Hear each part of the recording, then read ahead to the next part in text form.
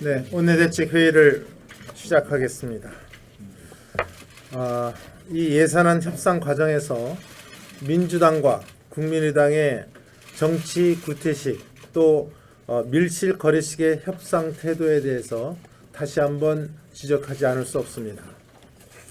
이 민주당과 국민의당의 밀실 거래식 협상, 저는 이 협상장 밖 밀실에서 예산안과 아무런 관계가 없는 개헌과 선거구제 개편을 가지고 끼워 팔기식, 바꿔치기식 뒷거래를 한 것에 대해서 강력히 다시 한번 규탄합니다.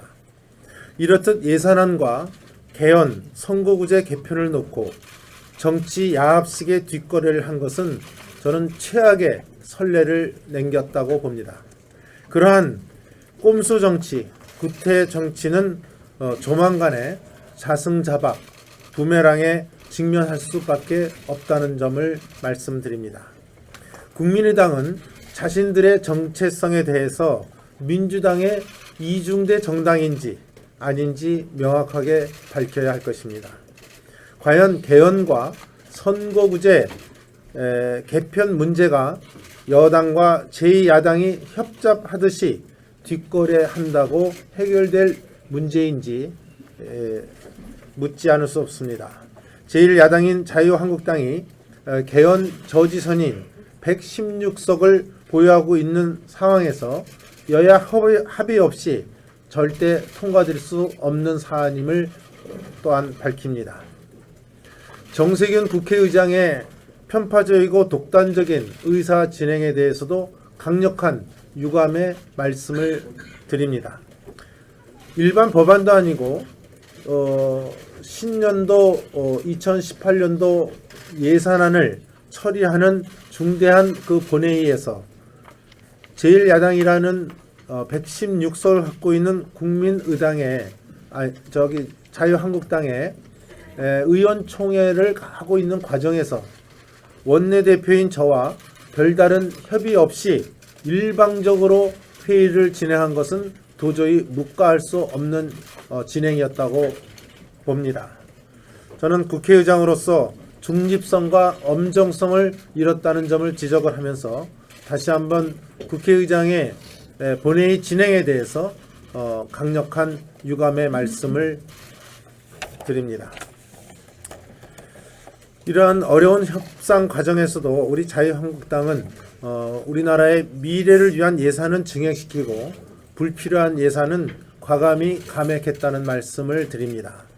먼저 어린이집 보육료는 정부 원안인 평균 7.2%에서 9.6%로 인상하고 총 912억 원의 예산을 증액했습니다.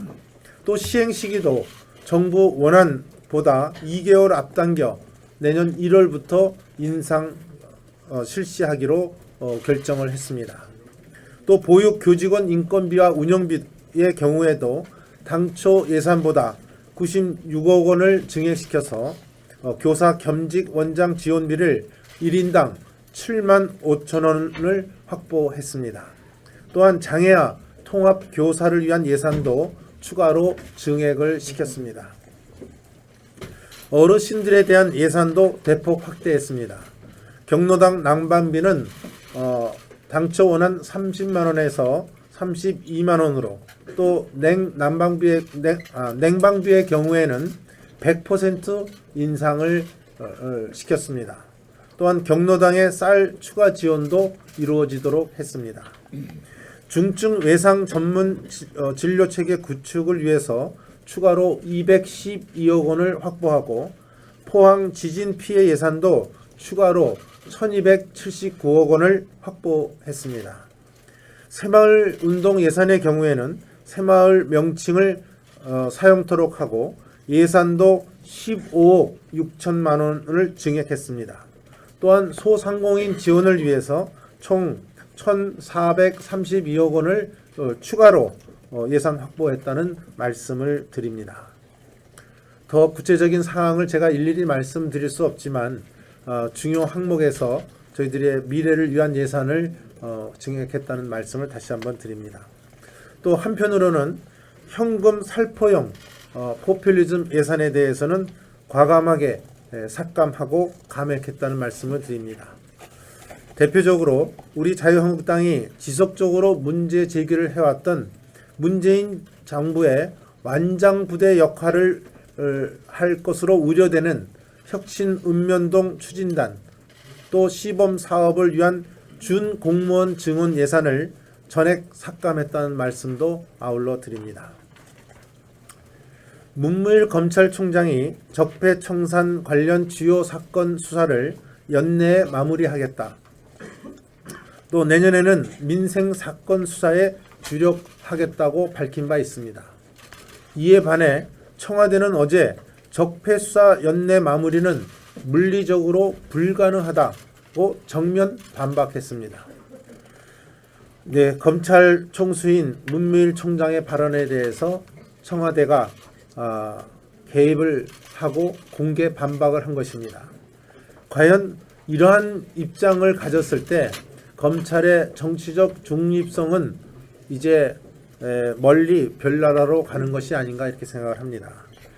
지금 검찰은 정권 하명식 광범위한 정치 보복적 수사로 인해 범죄 수사는 물론이고 민생 사건 수사 또 고소 사건 처리 등 본연의 기능이 크게 훼손되고 있는 실정입니다. 저는 문무일 검찰총장도 물론이고 이런 검찰과 청와대가 정치적 보복 수사에 압박을 이겨내기 위해서라도 저는 국민의 검찰, 민생 검찰로 거듭나도록 최선의 노력을 해야 된다는 점을 강력히 주문합니다. 어제 제가 밤늦게 들어가서 보도를 보았습니다. 일부 언론에서 제 경우에는 200억 이상의 예산을 챙겼다. 또 여야 지도부들이 예산안을 협상하면서 뭐 수백억에서 수천억씩 지역구 예산을 챙긴 사실이 확인됐다. 이런 엄청난 보도를 지금 하고 있습니다. 우선 결론적으로 말하면 제 양심에 협상을 하면서 예산 당국과 뒷거래를 한 적이 전혀 없다는 점을 제가 하늘에 두고 말씀을 드립니다. 따라서 오늘 일부 언론에 보도된 방송을 통해서 보도된 그 방송과는 담당 기자와 통화를 했고 또 본부장과 통화를 해서 그 기사를 내리기로 했습니다. 그 근거가 저한테 취재를 한 번이라도 했다든지 우리 비서실과 그 금액에 대해서 그 취재를 한 것이 전혀 없습니다. 그 근거가 정부 예산에서 넘어온 것과 이번에 신규로 들어간 차액을 빼서 나머지는 그 금액은 전부 정우택이가 했다. 그것은 얘기가 되지 않는 얘기입니다. 어느 지역 예산이 들어갈 때 그 들어갔다고 한다면 그것을 한 의원이 전부 다 그 금액을 증액시켰다고 하는 것은 이해가 되지 않는 얘기입니다. 그 금액을 증가시키기 위해서는 많은 사람들이 아마 뛰었을 것입니다. 근데 그것을 독박으로 더군다나 제가 협상을 큰 8개 아이템을 협상을 했던 사람으로서 이러한 자기 예산 챙기기에 제가 협상에 임하고 또 예산 당국과 뒷거래 뒷흥정을 한 사실이 전혀 없다는 점을 분명히 밝힙니다. 또 오늘 일부 언론에 나온 그 사업에서도 이 사업 자체를 제가 지금 알지를 못합니다. 제가 오늘 지금 9시 지금 회의가 시작이 돼서 미처 비서실 보좌관을 통해서 이 예산이 있었냐는 것을 지금 확인하고 있는데 제가 대답을 못 듣고 있습니다. 제가 다시 한번 말씀을 드리지만 제 양심을 걸고 또 하늘에 그 협상을 하면서 내 지역 예산을 챙기기 위해서 더나 이러한 어마어마한 돈을 챙기기 위해서 제가 뒷거래나 뒷흥정을 한 적이 전혀 없다는 점을 제 양심을 보고 다시 한번 말씀을 드립니다. 이상입니다. 그 현금 살포형 인건비는 이번 예산 협상 과정에서 지속적으로 삭감을 했습니다마는 자유한국당이 관심을 가지고 증액시킨 사업에 대해서 원내대표께서 말씀이 있으셨습니다. 몇 가지 더 강조드리고 싶은 것은 어르신들을 위해서 노인 돌봄 기본 서비스의 운영비를 인상하는 데 64억 원, 아동과 청소년을 위한 사업에도 기본 운영비를 월 497만 원에서 516만 원으로 올리는 지역아동센터 지원에 45억 원, 그리고 거점형 공공직장 어린이집 3개를 설치하는 등 163억의 예산도 증액이 되었습니다. 장애인 분들을 위한 거주시설비 90억 원, 장애인 종사자 증원 또 도와드리는 분 늘리는데 190억 원 등이 증액이 되었고, 농어민을 위해서는 특히 가뭄 대책에 수리시설도 개보수하고 용수 개발하고 배수 개선하는데 671억 원이 증액이 돼서 총 1조 2,813억이 지원된다는 말씀을 드리겠습니다. 그리고 가축 방역에 213억, 그리고 산림병충해, 재선충과 같은 병충해를 예방하는데 115억이 추가돼서 1,107억이 예산이 편성되어 있다는 말씀을 드리겠습니다.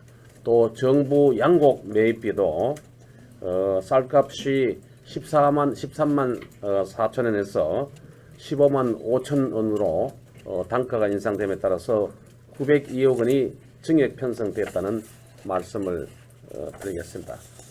이와 같이 취약계층이나 농어민, 축산인, 또 산림 쪽에 예산이 증액됐다는 말씀을 드리고요. 군의 처우 개선과 기본급식을 위한 경비에도 예를 들면은 기본급식비를 159억 원을 증액을 해서 1조 4,974억 원을 편성했다는 말씀을 드리고, 숙소에 에어컨 2만 400여 대 새로 보급하도록 하는 것도 이번 예산 과정에서 자유한국당이 주장해서 특별히 증액되었다는 말씀을 드리겠습니다. 그 예산을 편성을 하고 본회의를 통과를 하고 나면은 각 언론에서 내용을 다룹니다. 다룬데 큰 그 협상을 하면서 마치 그걸 빌미로 양보를 해주고 예산을 받은 것한테 그는 도저히 받아들일 수가 없고요. 또 정액 사업에 언론에 나는 걸 보면은 A 지역에서 B 지역까지 도로 예산이 보면은 B 지역 국회의원인데도 증액했다 그러고, 또 시발점인 A 지역의 국회의원도 증액했다고 합니다. 호남 고속철도는 서울서 시작해서 목포 가고 이번에 무안 쪽으로 또 연결되고 한다고 하면은 그거는 서울 어느 지역의 국회의원의 예산입니까? 중간에 지나가는 충청도 어느 지역의 국회의원의 예산입니까? 이런 것들에 대해서는 좀 본인한테 확인을 하고 그 지역이 어느 지역인지 확인하고 좀 보도를 해주셨으면 합니다. 이상입니다. 이번 예산에 대해서 참으로 말이 많습니다. 문제는 대통령이 예산에 대해서 몇 가지 원칙을 갖고 집권당이 국민을 위해서 예산 문제를 다뤄야 되는데, 저는 사실 과거에 정부의 인수위원회도 좀 해봤고 예결위원장을 해봤기 때문에 이번 예산을 보고 나름대로 개인적인 소견이 많습니다. 즉 대통령이 되기 전에 생각했던 것과 대통령이 되고 나서 국가의 재정이나 국가의 방향은 또 다를 수 있습니다. 그런데 문재인 대통령은 되기 전에 준비 안 된 약속을 국민에게 강요를 하고 집권당이라는 힘으로 이걸 밀어붙이고 있는 오늘의 작태는 대한민국의 암담한 현실을 보는 것 같아서 개인적으로 안타까운 생각을 먼저 갖습니다.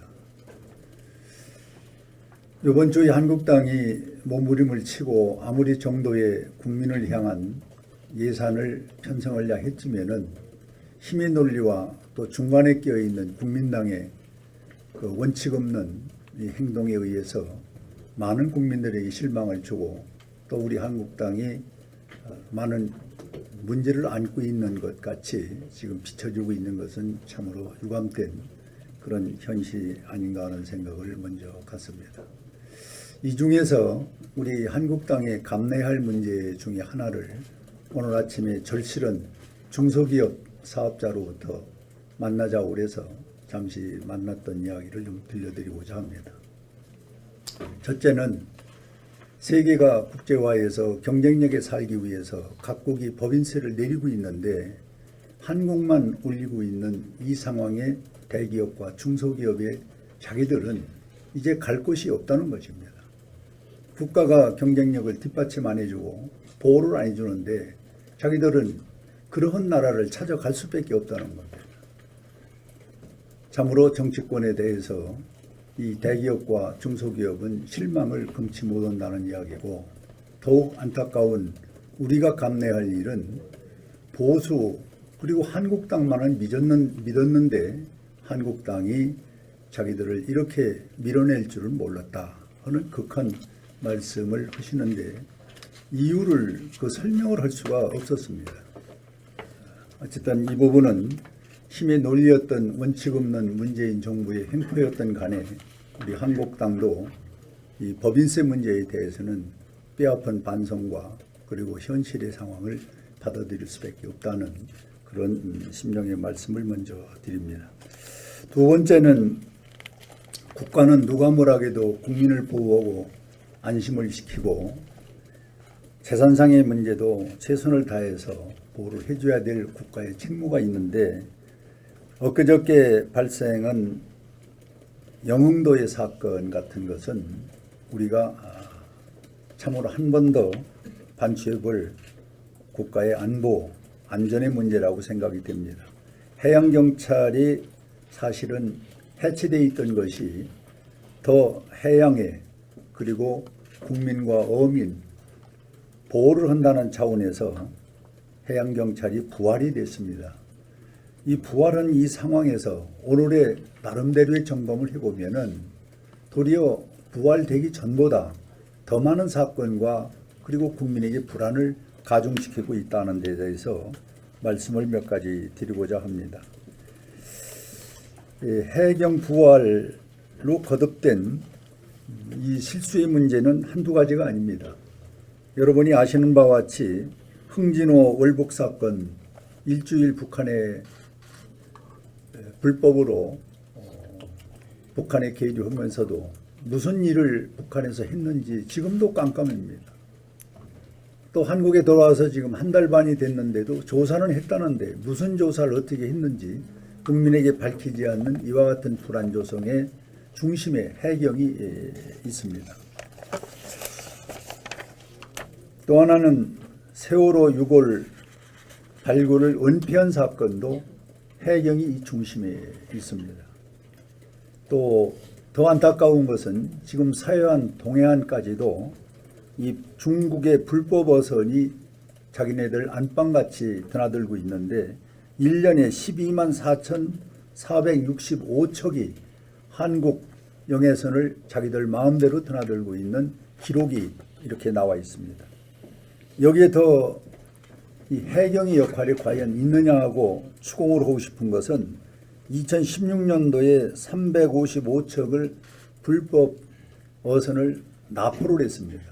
그런데 2017년 현재 250척 정도밖에 납포가 안 됐습니다. 이렇다면은 과연 이 불법 어선을 잡는 것인지 우리가 보호를 해주는 것인지 또 국경이라는 이 대한민국의 해안선이 있는 것인지 도대체 해경이 하는 일이 부활시켜놓고 우리 국민에게 더욱 불안감을 가중시키고 있는 것입니다. 영흥도 낚시 이 충돌 과정에서 많은 방송과 언론이 지적을 했습니다마는 정확하게 한 가지 더 말씀을 드리면은 사고 지점이 파출소에서 1.2km라고 그러면은 상당히 가까운 곳입니다. 이런데 37분 만에 도착을 했고 여기에 구조대가 와야 곧바로 인명피해와 재산을 빨리 해결할 수가 있는데 도리어 평택 구조대에서는 1시간 12분 만에 도착을 했고 인천 구조대는 1시간 31분 만에 도착을 했는데 여기서 더 안타까운 것은 인천 구조대 같은 경우는 보트가 고장이 나서 육로를 통해서 걸어오다 차 타고 오다 이렇게 해서 현장에 도착하다 보니 인명피해는 더 늘어난 그런 결과로 지금 나오고 있는 것입니다. 해경에 조직적이지 못하고 그리고 늑장 출동으로 인해서 국민은 점점 해경에 대해서 불신을 갖고 있다면은 해경에 해야 할 일은 새롭게 이 문재인 정부는 바로 잡아야지 이렇게 기능적으로 조직적으로 제대로 작동이 안 되는 해경을 언제까지 그냥 보고 있을 것인가 하는 문제입니다. 지금이라도 문재인 정부는 대통령 되기 전에 공약을 했다 하더라도 그걸 고집으로 밀어붙일 것이 아니라 다시 한번 국가적인 전체를 들여다보는 차원에서 매뉴얼을 다시 짜서 국민에게 12월 안으로 다시 뭔가 하겠다는 의욕을 보이고 새롭게 출발해야지 이렇게 엉켜있고 방향감각도 없고 국민에게 불안만 가중시키는 정부가 저는 그대로 이 한 해를 넘어간다면은 2018년은 더욱 17년보다 어려울 것이다 하는 생각을 가지며 한 말씀 드렸습니다. 이상입니다. 네, 이번 예산은 준비 안 된 잘못된 그리고 나라의 미래와 역행하는 밀어붙이기 정권 예산이다라고 생각합니다. 그런데 더 큰 문제는 예산의 밀실 야합을 넘어선 개헌 문제 그리고 선거구제 문제와 관련한 밀실 야합의 문제라고 생각합니다. 이것은 중대한 일이고 중대한 사태다라고 말씀을 드립니다. 개헌 문제 야합 이것은 여당에 의한 개헌 주도는 역사적으로 장기 집권 음모였다라는 지적을 받아왔다는 점을 지적합니다. 그리고 합작에 의한 선거구제를 유리한 판으로 만들기는 게임의 룰 바꾸기 하는 그런 것이라고 저는 규정을 하고 한 뿌리 두 정당에 의한 헌법과 선거법 주무르기 절대 성공하지 못할 것이라는 점을 말씀을 드립니다. 이렇게 시도를 해서는 안 될 일이다라는 것을 경고합니다. 우리 정세균 의장께서 제1야당이 빠진 상태에서 그냥 일반 법안 처리의 본회의도 아닌 내년 예산이 걸린 중대한 예산안 처리와 관련해서 일방적으로 회의를 진행을 했습니다. 이런 것을 보고 날치기라고 할 수는 없겠지만 이런 것은 일방 강행 그런 의사 운영입니다. 누구보다 협치의 정신을 실현하고 그런 분위기 형성에 앞장서 주셔야 할 국회의장께서 이렇게 일방 강행하시는 것은 우리 의정사에 정말 바람직하지 못한 선례를 남겼다라는 점을 말씀을 드리고 심각한 유감을 표명하는 바입니다. 이상입니다. 지난 2018년도 예산안 처리와 관련된 정의화 국회의장의 본회의 개최는 역대 국회의장과 비교해 봤을 때 심각한 정세균 국회의장의 그런 태도는 역대 국회의장과 비교해 봤을 때 정말로 심각한 편파적인 운영이었다라고 말씀을 드립니다. 정의화 의장이 지난번 국회의장 정의화 의장은 여야 원내대표끼리 본회의 개최 합의가 되지 아니하거나 그리고 의원총회를 개최 중일 때는 하루가 아니라 이틀 3일씩 연기해가면서 당시 야당이던 민주당의 입장을 들어줬습니다. 그런데 정세균 의장은 의장 취임 이후 계속해서 민주당의 편에 서서 국회를 운영하고 있습니다. 국회의장은 다 아시다시피 국회법상 당적을 이탈하게 되어 있습니다. 그것은 공정하고 합리적인 운영을 하라는 국회법의 명령입니다. 그럼에도 불구하고 정세균 의장께서 이러한 식으로 운영을 하는 것은 국회의 의장이 아니라 민주당의 의장을 자처하는 것이다. 이렇게 생각합니다. 통상 국회의장은 국회의장직을 물러나면 정계를 은퇴하는 것이 아름다운 지금까지 관행이었습니다. 아마 정세균 의장은 의장직을 물러난 후에 정계 은퇴 수준이 아니라 또 다른 정치적 욕심이 있는 것이 아닌가 이렇게 의심할 수밖에 없습니다. 그리고 선거구제 개편도 역대 모든 국회에서 여야 합의 없이 일방 처리한 전례가 없습니다. 그런데 지금까지의 의장의 태도나 민주당이나 국민의당의 야합의 그런 의심의 정도에 비춰봤을 때 이마저도 일방 통행하려고 하는 것이 아닌가 하는 걱정이 되어서 미리 경고해 두는 바입니다. 두 번째, 윤석열 서울지검장이 청와대 하명 사건만 수사를 해서 검찰의 정치적 중립성과 수사의 독립성이 완전히 무너져 내렸습니다. 이래 인해서 현재의 검찰을 정치검찰로 부르는데 주저하는 국민들이 거의 없을 정도입니다. 그런데 이러한 현상이 서울중앙지검뿐만 아니라 재경지검에서도 동일하게 반복이 되고 있습니다. 남부지검은 교육부 국정교과서 여론조작 TF에서 고발한 사건을 수사하고 있습니다. 즉 당시 국정교과서 찬성 여론이 조작됐다 이렇게 고발했는데 이 찬성 입장을 냈던 사람들과 관련된 인쇄소, 교육부, 또 공교육 학부모 연합회 등에 대해서는 신속하게 압수수색을 했습니다. 이에 우리 당에서는 반대 여론도 조작이 됐다 이렇게 해서 염동열 간사와 전희경 의원이 남부지검에 11월 11일 날 가서 출석 조사까지 받고 고발을 했습니다만 아직도 반대 여론에 대해서는 압수수색조차 하지 않고 있습니다. 이건 결국 전형적인 편파 수사입니다.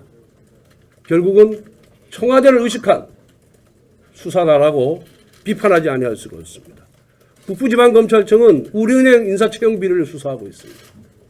그런데 얼마 전에 인사실무자 3명을 체포영장에서 체포를 했습니다. 체포영장은 출석에 검찰의 출석 요구에 불응하거나 또 불응할 우려가 있는 경우에만 발부하도록 형사소송법에 규정되어 있습니다. 그런데 단 한 번도 우리 은행 실무자들, 인사실무자들에게 출석 요구를 한 적이 없습니다. 형사사정법을 정면으로 위배했습니다. 결국은 3명 체포해가지고 2명은 풀어주고 1명은 영장 청구를 했습니다만 그마저도 기각됐습니다. 이것도 또한 청와대에 잘 보이기 위한 수사다 이렇게 단정짓지 않아야 할 수가 없습니다. 서부지방검찰청 MBC 김장겸 전 사장의 부당노동행위에 대해서 대대적으로 압수수색을 했습니다. 제가 듣기로는 그 당시 대검찰청에서도 이 노동청의 고발장에 대해서 이 고발 요건을 갖추고 있느냐에 대한 의문 제기가 있었다고 합니다. 그러함에도 불구하고 서부지검은 강행을 했습니다. 이 지금 동남서부 검사장들이 사법연수원 20기로 고등검사장 승진을 앞두고 있습니다. 이분들이 과연 자신들의 출세를 위한 도구로 수사권을 남용하고 있는 것이 아닌가 저는 강하게 의심하지 아니할 수가 없습니다. 검찰이 정신을 바로 차리기 바랍니다. 이상입니다. 두 가지 점을 말씀을 좀 드리고자 합니다. 먼저 예산안 처리와 관련해서 우리 당은 정말로 참담한 상황을 경험을 했습니다. 우리가 얼마나 어려운 처지, 정말 궁색한 처지에 처해 있는지를 절감했습니다. 우리가 여당일 때와는 비교도 할 수 없겠습니다만은 과거 한나라당 시절의 야당 시절과 비교해 봐도 당시에는 이렇게 예산안이 처리가 되면 날치기 처리였다라고 언론에서도 비판을 했을 거고 우리 당도 그걸 가지고 좀 강하게 저항도 하고 비판을 했을 것입니다만은 지금은 정당 구도 자체의 변화 때문에 날치기라는 말 자체가 성립이 안 되고 우리 당이 말 그대로 정치적으로 왕따를 당하는, 이용을 당하는, 그리고 조롱을 당하는 이런 상황에 처해져 있는 것입니다. 그런데 이런 때일수록 우리 내부의 단합이 필요할 이런 상황이라고 봅니다. 그런데 지금 우리의 모습을 돌아보면 우리 내부에서 내부를 향해서 뭐 특별한 정책 목적을 가지고 그런다고 보고 싶지는 않습니다만은 사실에 근거하지 않은 지나친 억측에 의한 비판과 비난으로 흐르는 조짐이 나타나고 있어서 아주 우려스럽다라고 말씀드립니다. 예를 들어서 법인세 통과만 해도 그렇습니다. 그때 자유한국당이 다 들어갔었으면 법인세를 막았을 수 있었을 것이다. 이런 얘기들을 우리 당 소속 의원들도 언론을 붙잡고 내지는 335 모여서 하는데 과연 그렇겠는가 한번 이 점을 좀 생각을 해봤으면 좋겠습니다. 뭐 수정안이 부결되면 원안 이 문제는 차치하고라도 지금 국민의당에서도 이런 얘기 하는 거 아닙니까? 자유한국당이 들어오지 않았기 때문에 반대표를 눌렀다라고 일부 의원은 공개적으로까지 얘기를 하고 있습니다. 만약에 자유한국당 의원들이 들어왔더라면 찬성을 눌렀을 것이다. 이런 얘기 아니겠어요? 그런데 단순하게 표피적으로 드러나는 그 찬성 반대 숫자만을 놓고 그때 들어갔었으면 부결시켰을 텐데 원내 지도부가 전략이 부재했고 전술도 없었다. 이런 식의 비판을 하는 것은 우리 당에 전혀 도움이 되지 않고 가뜩이나 낮은 우리 당에 대한 국민들의 믿음을 더 약하게 만들 우려가 있는 것이다. 그래서 예산안 처리와 관련해서 근거 없는 당내에서의 비판과 비난은 좀 자제되어야 한다라는 점을 좀 지적하고 싶습니다.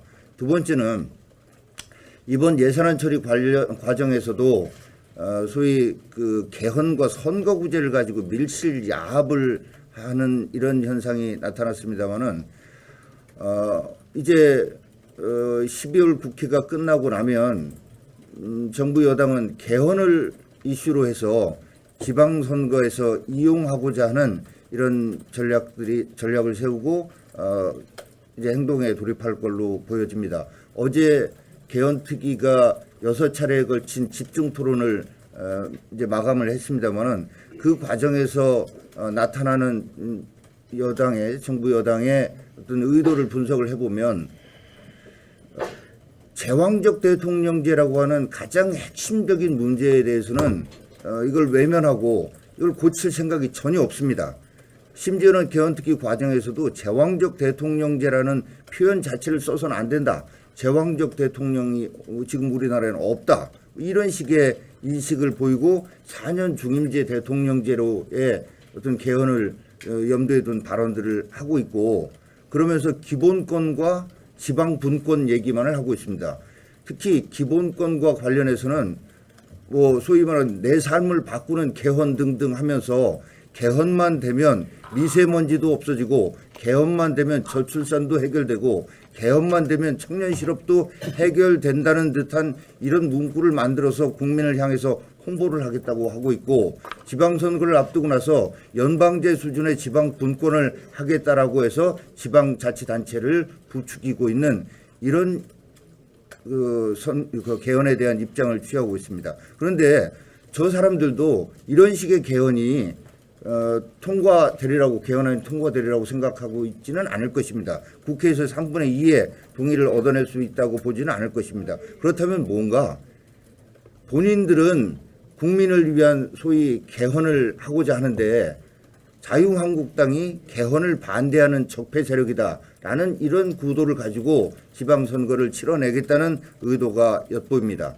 그런데 지금 가장 핵심적인 문제, 우리 대한민국이 가지고 있는 문제 병폐의 가장 원인인 제왕적 대통령제를 그대로 두고 나머지 국민을 선동하고 현혹하는 이런 개헌은 개헌이 아니고 개악이라는 점, 그리고 여당이 도저히 야당과 뜻 있는 국민들이 받아들일 수 없는 개헌안을 내놓고 개헌 대 반개헌, 그걸 개혁과 적폐라는 구도로 선거를 치르고 있는 지방선거에 철저하게 개헌을 이용하고 있다라는 이 점을 우리가 12월 국회 직후부터 각종 기왕활동을 통해서 적극적으로 홍보하지 않는다면 지방선거 과정에서 저들이 짜놓은 소위 일부 언론에서는 그 탁현민 구도라고도 합니다마는 그 구도에 의해서 우리 국민들께서 자칫 현혹될 수 있다는 점을 분명하게 인식하고 지금부터 대응을 해 나가야 된다고 생각합니다.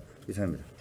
우리나라 그 신고리 오리고기의 용량이 2.8기가, 건설비가 8조 6천억입니다.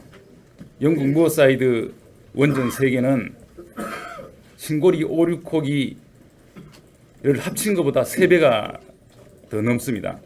신고리 합쳐서 2.8기가인데 이건 합쳐서 9기가입니다.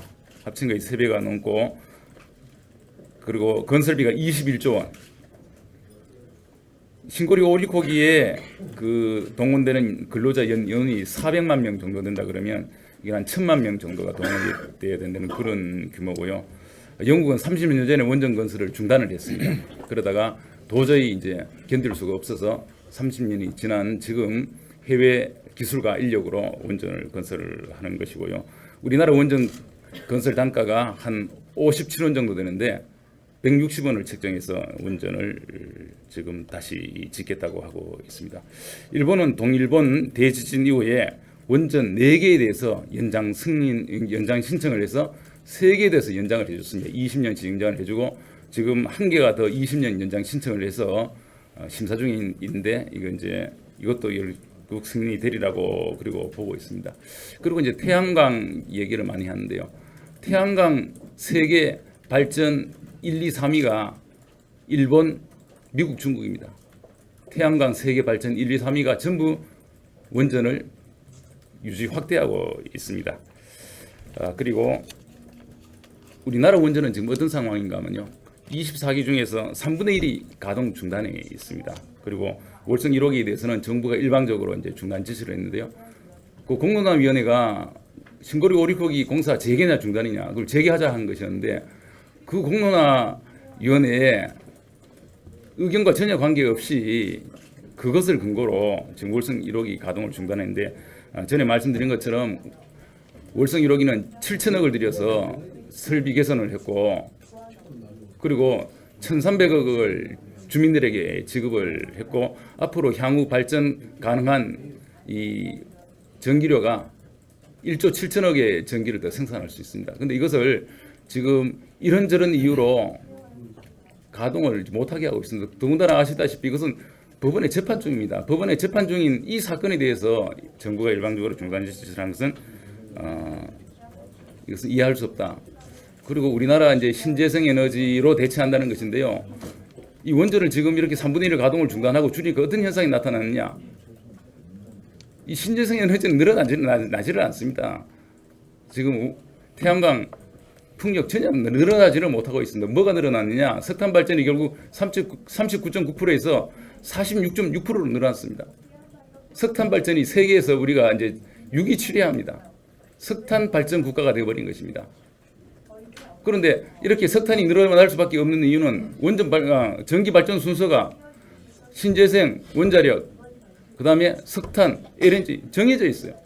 이렇게 정부가 이렇게 순서를 정해놓고 결국 석탄만 늘어날 수밖에 없는 구조에서 지금 석탄세를 또 올려서 5,500억을 더 거두겠다고 합니다. 그 석탄세 지금 그 증세안이 이번에 통과됐습니다. 그래서 결국 이제 전기료 압박만 생겼다는 그런 이제 말씀을 드리고요. 그래서 지금 정부에서 분명한 입장을 취해야 될 것 같습니다. 지금 전 세계에 프랑스는 75%를 원전으로 생산하고 있고 전 세계 그 태양광 1, 2, 3위 수준 국가도 모든 그 선진국이 독일 뺀 선진국이 다 이 원전 건설을 하는데 우리나라만 안전을 이유로 특히 일본이 그 대지진을 겪은 일본이 다 연장해주고 재가동하고 있는데 우리나라가 안전만을 이유로 이렇게 한다는 것은 참으로 이해할 수 없다. 그래서 이 원전 문제에 대해서 다시 생각해 주기를 촉구합니다. 이번 예산 처리 관련해서 좀 불합리하고 부당한 사례가 있어 여러분한테 말씀드리고자 하고 또 다른 한 가지는 좀 우리들한테 좋은 소식도 있어 한 두 가지만 말씀드리고자 합니다. 이번 예산안 처리 관련해서 편법 처리, 부당 처리, 또 야합 처리 이런 사례가 있었습니다. 홍보 관련해서도 여러 가지 부당한 사례가 있지만 한 가지 사례를 여러분한테 말씀드리고자 합니다. 제1야당인 우리 자유한국당의 역할은 정부 여당을 견제하고 비판하는 것입니다. 그래서 현 정부가 올바른 정책을 이행할 수 있도록 하는데 저희들의 목적이 있는 것입니다. 최근에 저희 자유한국당에서 예산안 처리 관련해서 전국적으로 홍보를 했습니다. 그중에 총괄적인 내용은 일단 퍼쓰고 세금 올리고 국민 얼리는 문재인 예산은 국민 부담이다. 또 다른 하나는 대책 없이 퍼쓰는 문재인 예산 대한민국 거들납니다. 이게 총괄적이고 또 뭐 개별적인 또 플래카드도 물론 있습니다. 이것을 국회 앞에 붙였는데 국회 앞에 붙일 때 저희들이 중앙선관위원회 감수를 받았습니다.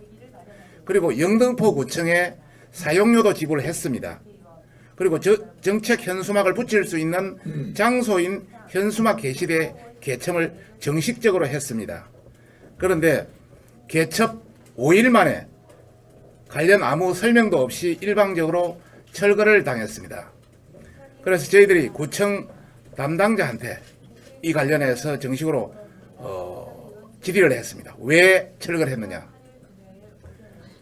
구청 담당자의 의견은 물론 위에 구청장이랑 다 조율된 겁니다만은 특정 개인 또는 단체를 비방하는 내용을 게시할 수 없다는 서울시 5개 광고물 조례에 근거한 행동이다. 이렇게 해괴망측한 주장을 하고 있습니다. 이것은 명백한 야당 탄압이고 독재적 행동이라는 것을 강력히 경고하면서 이 이유에 대해서 한 세 가지만 말씀드리고자 합니다. 저희들의 이번 행동은 정당 활동입니다. 헌법과 정당법에서 보장된 것입니다. 상위법에서 보장되어 있는데 서울시 조례가 헌법이나 일반 정당법보다 우선될 수 있겠습니까? 두 번째는 정부 예산안에 대한 우려를 알리는 내용을 특정 개인이나 단체를 비방하는 내용으로 끼워 맞추기식 해서 이것은 정말 너무나 얼토당토 않은 해석이다. 이런 말씀을 드리고 싶고, 세 번째는 100번 양보하더라도 앞으로 그렇다면은 대한민국의 현수막 홍보는 결국 문재인을 찬양하는 문구만 개첨해야 합니까? 이것은 북한보다 더한 그런 내용 아니겠습니까? 이런 관점에서 저희들이 강력히 요구합니다. 더불어민주당은 앞으로 이런 사례가 발생하지 않도록 이 사례에 대해서 철저히 조사를 하고 앞으로 이런 사례가 발생하지 않도록 해주시기를 부탁드리고요. 영등포 조기령 구청장은 대국민한테 사과를 해야 됩니다. 그리고 우리 당의 정책 현수막을 당장 원상 회복 복구시켜야 합니다. 본상은 단순한 행정적인 조치 또 실수로 치부해야 될 사안이 아닙니다.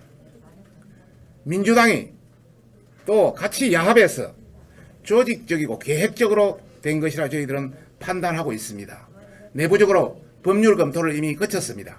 그래서 고소 고발 등 법적 조치도 예정되어 있음을 밝히는 바입니다. 두 번째 사항입니다. 최근에 좀 우리 당 내부에서 여러 가지 분위기가 좀 그렇습니다만은 좋은 내용도 있고 해서 여러 우리 의원님들한테 알려드리고자 합니다. 우리 자유한국당 인터넷 방송 옳은 소리가 11월 6일 날 런칭을 했습니다. 그래서 지금까지 민기웅 우리 의원님이 4회, 전희경 의원님이 4회 8편이 제작되어 나갔습니다. 이 기간 중에 여기서 보고드리는 것은 출연자 분들이 홍준표 대표라든지 정우택 대표라든지 조경태 최고위원이라든지 이철우 최고위원 네 분이 나왔고 앞으로도 계속 돼 나갈 예정입니다. 또 우리 전희경의 브리핑룸에는 우리 일주일 동안 있었던 여러 가지 사안들에 대해서 상세한 설명이 이루어지고 있습니다.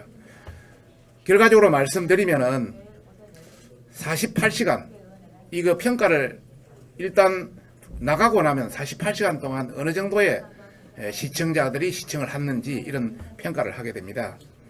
예전에 비해서 뭐 작게는 60%, 많게는 500%씩 많아지고 있다. 이런 말씀을 드리고 싶고, 또 우리 옳은 소리를 집중적으로 구독하는 구독자도 상당수 뭐 가장 적은 것은 한 50% 정도 늘고 있다는 말씀을 드리면서, 더 중요한 것은 우리 내부의 옳은 소리로서 끝나는 것이 아니라 여러 가지 어떤 우파 유튜브라든지 다른 채널에 공유되고 있다는 것이 중요합니다. 뭐 이 채널의 이름에 대해서는 말하지는 않겠습니다. 그러나 일부 채널에서는 당초에서는 한 1000건에서 5000건에 불과하던 공유가 지금 10만 건도 넘어간다. 이 채널도 지금 4편 정도가 공유되고 있습니다만은 지금 우파 채널이 그리 많지를 않습니다. 우파 전체 채널로 확산되고 가고 있다. 하여튼 굉장히 발전되고 확산되고 있다는 것을 여러분한테 말씀드리면서 많이 이용해 주시고 또 홍보도 적극 참여해 주시기를 부탁드리겠습니다. 감사합니다. 구청장 오늘 가서 명문 보구청 가서 강력 한번 항의 좀 해주시고 예. 지금 아까 말씀하신 대로 법 조치 할거 있으면 법 조치해서 고발하고 좀 강하게 해주셨으면 좋겠습니다. 그렇습니다. 방문을 한번 다시 가야죠. 예, 그렇죠. 강력 우리 항의 방문을 해서 서울시당 위원장님하고 같이 계속 벌어질 것 같은데 예. 단도리를 확실히 좀 했을 텐데 생각합니다. 문재인 정부는 세월호의 교훈을 삼아서 적폐를 청산하고 안전한 대한민국을 만들겠다고 약속을 하면서 출범을 했습니다. 하지만 JSA 사건 그리고 이번에 낚싯배 침몰 사고를 보면서 그 약속이 과연 제대로 이행되고 있는지 걱정이 앞섭니다. 오히려 신적폐, 그야말로 무사한 일과 군기 실종이라는 신적폐를 오히려 새 정부 들어와서 쌓아가고 있는 건 아닌가 걱정이 됩니다. 좀 전에 이국종 교수를 초청해서 한국의 중증외상센터에 현실에 대한 토론회를 하다가 왔습니다. JSA 기순병사, 정말 한미동맹에 의한 신속한 후송에 의한 이런 치료 없었으면 생명 구하기 어렸을 겁니다. 그 과정에 대해서는 정말 철저하게 조사를 해서 백서를 만들어야 된다고 생각합니다. 우리가 월경을 해서 우리 국경 내로 들어오는 순간 기순병사는 우리 국민입니다. 그분을 안전하게 우리가 보호할 의무와 책무가 있습니다. 하지만 그 병사가 50m 지점에 들어오고 또 쓰러져 있는 동안에도 북한군에 의한 조준 사격은 계속됐습니다. 그리고 그를 구출하는 과정에 어땠습니까? 우리 매뉴얼이 있을 겁니다. 거기에 대해서 대응 사격 그리고 또 구출에 대한 기본적인 그 매뉴얼이 있을 텐데 지휘관이 직접 그것도 포복 자세로 가서 겨우 구해봤습니다. 이거 대한민국 군기 완전 실종입니다. 바로 이 과정에 대해서 다시 한번 철저하게 분석을 해서 정말 제대로 우리나라 대한민국 국민의 안전 또 기순병사의 안전을 위한 우리 대한민국 국군의 제대로 대한 대응이 됐는지에 대해서 철저하게 조사를 해서 국민들에게 명명백백하게 밝혀야 된다고 생각합니다. 그리고 이번에 낚싯배 침몰 사고 신속하게 보고가 되고 대통령도 관심을 갖고 직접 챙기면서 나름대로의 성과를 거뒀다는 생각이 듭니다. 하지만 결과를 보십시오. 그 선실에 남아있다 구출된 3명도 과연 우리의 구조 능력에 의해서 구조된 건지 썰물에 의해서 물이 빠져서 이분들이 살아나올 수 있는 여건이 돼서 구출된 겁니다. 다시 한번 냉정히 반성해야 됩니다. 분명히 세월호의 교훈, 정말 우리가 해상 사고에 대한 안전 역량 또 구조 역량 제대로 구축했는지 정말 반성해야 됩니다. 이번 정부가 제출한 그 예산안을 보면 해상 구조 역량을 대폭 줄이는, 다시 말해서 해상 관제에 관한 VTS 구축 예산 반토막 냈습니다. 그리고 또 해상의 수색 구조 역량 관련 예산 또 반토막 냈습니다. 그런 일이 생기면니까 홍진호 같이 깜깜이 사고가 생기고 또 이번에도 어땠습니까? 장비들 고장이 나서 제대로 신속하게 대응 못했지 않습니까? 바로 이러한 그 무사한 일, 이러한 정부의 이런 태도, 더구나 지금 당의 사고 해역은 그야말로 이 낚싯배가 수시로 오가는 굉장히 그 사고 다발 지역이고 위험 지역이었습니다. 많은 민원이 제기됐음에도 불구하고 또 세월호의 그 아픈 상처가 아직도 남아있음에도 불구하고 그런 어떤 문제 있는 해역에 대한 국가의 해상 교통 관제 왜 방치했었습니까? 이러한 무사한 일 정말 이거는 근본적으로 다시 한번 이게 고쳐져야 된다고 생각합니다. 이를 위해서 이번 낚싯배 사고를 단순히 넘어갈 문제는 절대 아닙니다. 세월호 수준의 집중적인 조사와 철저한 대비책 반드시 만들어야 됩니다. 이거에 대해서도 철저한 백서 만들어야 된다고 생각합니다. 이상입니다.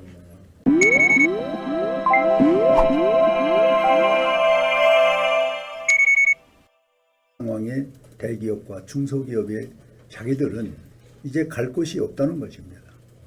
국가가 경쟁력을 뒷받침 안 해주고 보호를 안 해주는데 자기들은 그러한 나라를 찾아갈 수밖에 없다는 겁니다. 참으로 정치권에 대해서 이 대기업과 중소기업은 실망을 금치 못한다는 이야기고, 더욱 안타까운 우리가 감내할 일은 보수 그리고 한국당만은 믿었는데 한국당이 자기들을 이렇게 밀어낼 줄은 몰랐다 하는 극한 말씀을 하시는데 이유를 설명을 할 수가 없었습니다. 어쨌든 이 부분은 힘의 논리였던 원칙 없는 문재인 정부의 행포였던 간에 우리 한국당도 이 법인세 문제에 대해서는 뼈아픈 반성과 그리고 현실의 상황을 받아들일 수밖에 없다는 그런 심정의 말씀을 먼저 드립니다. 두 번째는 국가는 누가 뭐라해도 국민을 보호하고 안심을 시키고 재산상의 문제도 최선을 다해서 보호를 해줘야 될 국가의 책무가 있는데, 엊그저께 발생한 영흥도의 사건 같은 것은 우리가 참으로 한 번 더 반추해볼 국가의 안보, 안전의 문제라고 생각이 됩니다. 해양경찰이 사실은 해체되어 있던 것이 더 해양에 그리고 국민과 어민 보호를 한다는 차원에서 해양경찰이 부활이 됐습니다. 이 부활한 이 상황에서 오늘의 나름대로의 점검을 해보면은 도리어 부활되기 전보다 더 많은 사건과 그리고 국민에게 불안을 가중시키고 있다는 데 대해서 말씀을 몇 가지 드리고자 합니다. 해경 부활로 거듭된 이 실수의 문제는 한두 가지가 아닙니다. 여러분이 아시는 바와 같이 흥진호 월북 사건 일주일 북한에 불법으로 북한에 계류하면서도 무슨 일을 북한에서 했는지 지금도 깜깜합니다. 또 한국에 돌아와서 지금 한 달 반이 됐는데도 조사는 했다는데 무슨 조사를 어떻게 했는지 국민에게 밝히지 않는 이와 같은 불안 조성의 중심에 해경이 있습니다. 또 하나는 세월호 6월 발굴을 은폐한 사건도 해경이 이 중심에 있습니다. 또 더 안타까운 것은 지금 서해안, 동해안까지도 이 중국의 불법 어선이 자기네들 안방같이 드나들고 있는데 1년에 12만 4,465척이 한국 영해선을 자기들 마음대로 드나들고 있는 기록이 이렇게 나와 있습니다. 여기에 더 이 해경의 역할이 과연 있느냐 하고 추궁을 하고 싶은 것은 2016년도에 355척을 불법 어선을 납포를 했습니다. 그런데 2017년 현재 250척 정도밖에 납포가 안 됐습니다. 이렇다면은 과연 이 불법 어선을 잡는 것인지 우리가 보호를 해주는 것인지 또 국경이라는 이 대한민국의 해안선이 있는 것인지 도대체 해경이 하는 일이 부활시켜놓고 우리 국민에게 더욱 불안감을 가중시키고 있는 것입니다. 영흥도 낚시 이 충돌 과정에서 많은 방송과 언론이 지적을 했습니다마는 정확하게 한 가지 더 말씀을 드리면은 사고 지점이 파출소에 네, 원내대책 회의를 시작하겠습니다. 이 예산안 협상 과정에서 민주당과 국민의당의 정치 구태식 또 밀실 거래식의 협상 태도에 대해서 다시 한번 지적하지 않을 수 없습니다. 이 민주당과 국민의당의 밀실 거래식 협상, 저는 이 협상장 밖 밀실에서 예산안과 아무런 관계가 없는 개헌과 선거구제 개편을 가지고 끼워 팔기식, 바꿔치기식 뒷거래를 한 것에 대해서 강력히 다시 한번 규탄합니다. 이렇듯 예산안과 개헌, 선거구제 개편을 놓고 정치 야합식의 뒷거래를 한 것은 저는 최악의 선례를 남겼다고 봅니다.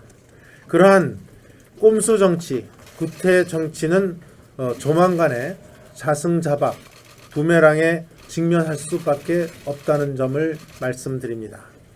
국민의당은 자신들의 정체성에 대해서 민주당의 이중대 정당인지 아닌지 명확하게 밝혀야 할 것입니다. 과연 개헌과 선거구제 개편 문제가 여당과 제2야당이 협잡하듯이 뒷거래한다고 해결될 문제인지 묻지 않을 수 없습니다. 제1야당인 자유한국당이 개헌 저지선인 116석을 보유하고 있는 상황에서 여야 합의 없이 절대 통과될 수 없는 사안임을 또한 밝힙니다.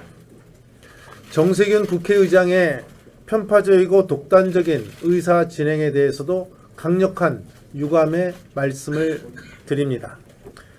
일반 법안도 아니고 신년도 2018년도 예산안을 처리하는 중대한 그 본회의에서 제1야당이라는 116석을 갖고 있는 국민의당의 자유한국당의 의원총회를 하고 있는 과정에서 원내대표인 저와 별다른 협의 없이 일방적으로 회의를 진행한 것은 도저히 묵과할 수 없는 진행이었다고 봅니다. 저는 국회의장으로서 중립성과 엄정성을 잃었다는 점을 지적을 하면서 다시 한번 국회의장의 본회의 진행에 대해서 강력한 유감의 말씀을 드립니다. 이러한 어려운 협상 과정에서도 우리 자유한국당은 우리나라의 미래를 위한 예산은 증액시키고 불필요한 예산은 과감히 감액했다는 말씀을 드립니다. 먼저 어린이집 보육료는 정부 원안인 평균 7.2%에서 9.6%로 인상하고 총 912억 원의 예산을 증액했습니다. 또 시행 시기도 정부 원안보다 2개월 앞당겨 내년 1월부터 실시하기로 결정을 했습니다. 또 보육 교직원 인건비와 운영비의 경우에도 당초 예산보다 96억 원을 증액시켜서 교사 겸직 원장 지원비를 1인당 7만 5천 원을 확보했습니다.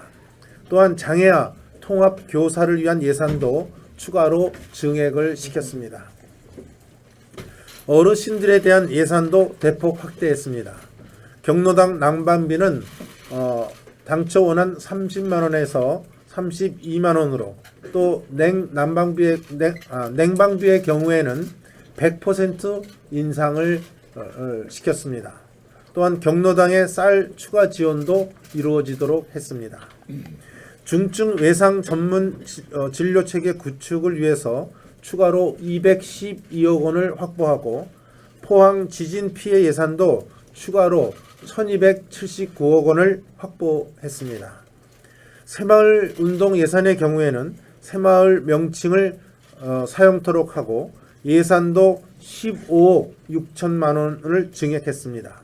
또한 소상공인 지원을 위해서 총 1,432억 원을 추가로 예산 확보했다는 말씀을 드립니다.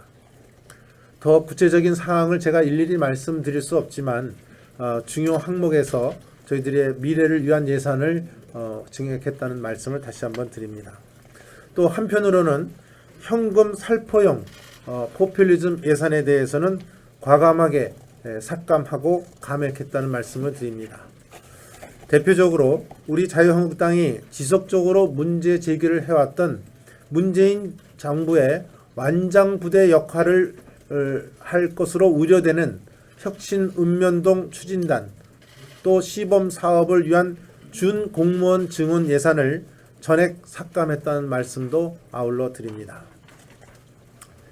문무일 검찰총장이 적폐청산 관련 주요 사건 수사를 연내에 마무리하겠다.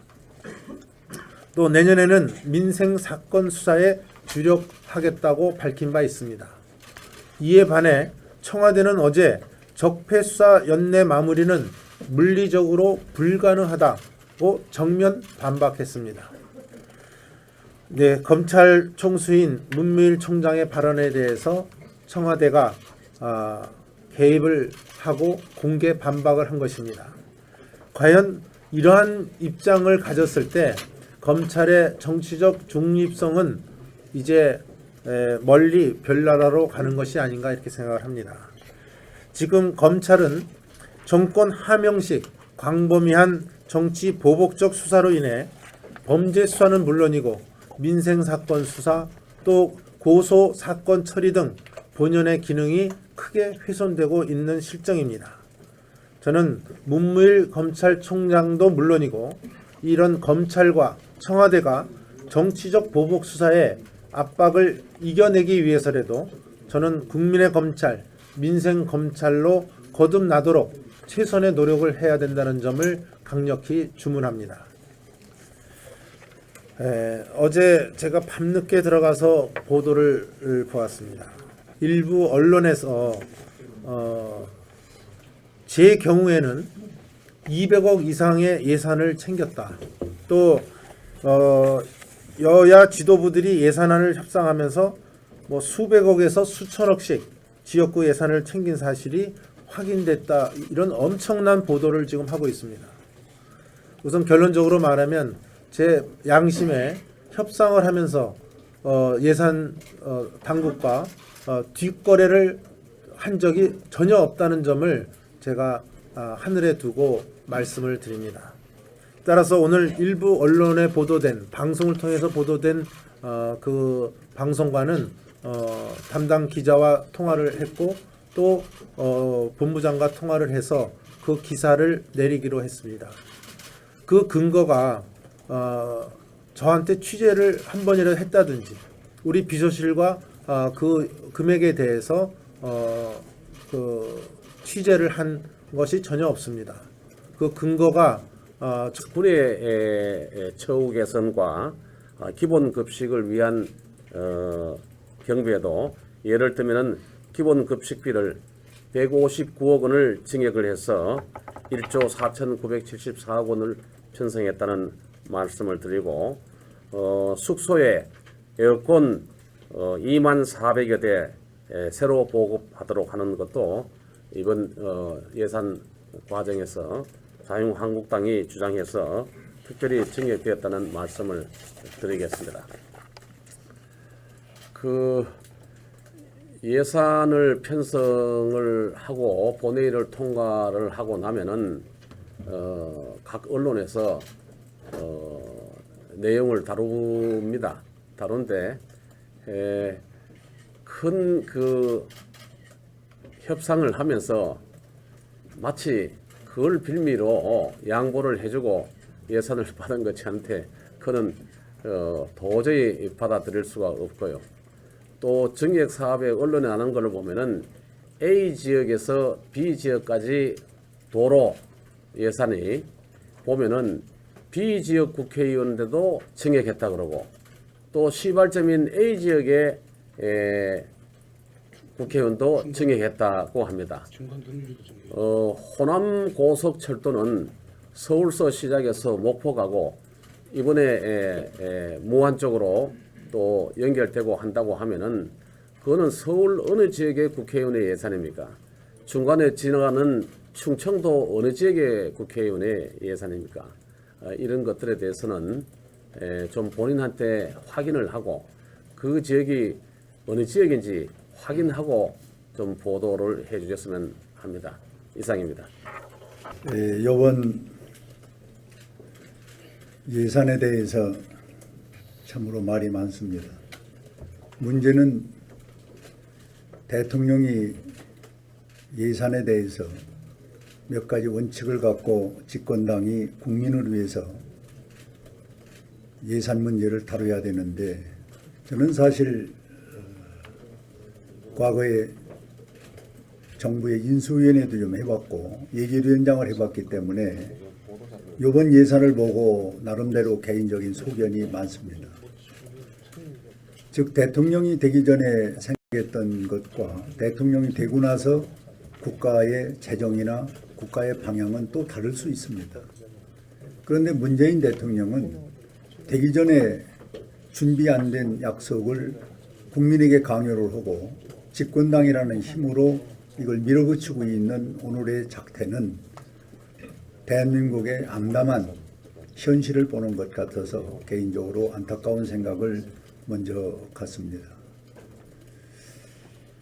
이번 주에 한국당이 몸부림을 치고 아무리 정도의 국민을 향한 예산을 편성하려 했지만은 힘의 논리와 또 중간에 끼어 있는 국민당의 그 원칙 없는 이 행동에 의해서 많은 국민들에게 실망을 주고 또 우리 한국당이 많은 문제를 안고 있는 것 같이 지금 비춰지고 있는 것은 참으로 유감된 그런 현실이 아닌가 하는 생각을 먼저 갖습니다. 이 중에서 우리 한국당의 감내할 문제 중에 하나를 오늘 아침에 절실한 중소기업 사업자로부터 만나자고 그래서 잠시 만났던 이야기를 좀 들려드리고자 합니다. 첫째는 세계가 국제화해서 경쟁력에 살기 위해서 각국이 법인세를 내리고 있는데 한국만 올리고 있는 이 정부 예산에서 넘어온 것과 이번에 신규로 들어간 차액을 빼서 나머지는 그 금액은 전부 정우택이가 했다. 그것은 얘기가 되지 않는 얘기입니다.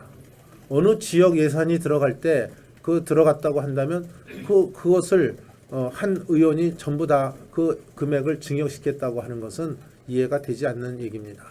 그 금액을 증가시키기 위해서는 많은 사람들이 아마 뛰었을 것입니다.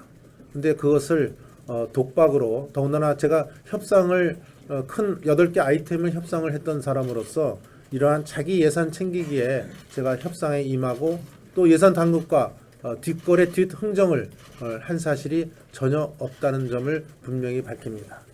또 오늘 일부 언론에 나온 그 사업에서도 이 사업 자체를 제가 지금 알지를 못합니다. 제가 오늘 지금 9시 지금 회의가 시작이 돼서 미처 보좌관을 통해서 이 예산이 있었냐는 것을 지금 확인하고 있는데 제가 대답을 못 듣고 있습니다. 제가 다시 한번 말씀을 드리지만 제 양심을 걸고 또 하늘에 그 협상을 하면서 내 지역 예산을 챙기기 위해서 더구나 이러한 어마어마한 돈을 챙기기 위해서 제가 뒷거래나 뒷흥정을 한 적이 전혀 없다는 점을 제 양심을 걸고 다시 한번 말씀을 드립니다. 이상입니다. 그 현금 살포형 인건비는 이번 예산 협상 과정에서 지속적으로 삭감을 했습니다마는 자유한국당이 관심을 가지고 증액시킨 사업에 대해서 원내대표께서 말씀이 있으셨습니다.